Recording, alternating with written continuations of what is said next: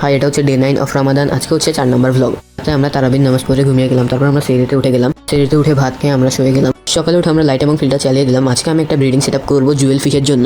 আমার এই ট্যাঙ্কটা খালি পড়েছিল। এখানের মধ্যে অনেকগুলো সাইকেলড ওয়াটার আছে। এখানের মধ্যে ব্রিডিং করলে ব্রিডিং সাকসেসফুল হয়। ফার্স্টে আমরা সব ডাকউইড সরিয়ে ফেললাম। এই তখন আমি পুরো খালি করে ফেলেছি। এখানে আমি কয়েকটা এখন হাইডিং প্লেস দিব।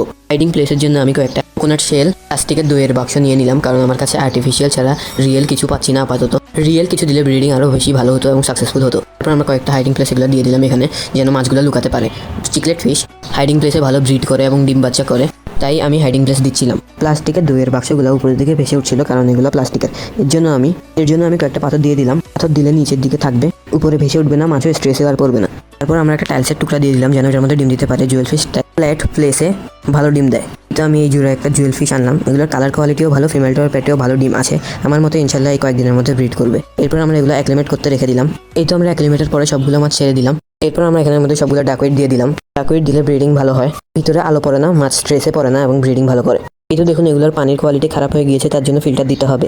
এখন ইফতারি টাইম হয়ে গিয়েছে সেট আপ করতে করতে, তাই আমরা এখন ইফতারি করি। আজকের জন্য এ পর্যন্তই। দেখা হবে পরবর্তী কোনো ভিডিওতে। সেই পর্যন্ত আমার চ্যানেল অথবা পেজের সাথে থাকুন।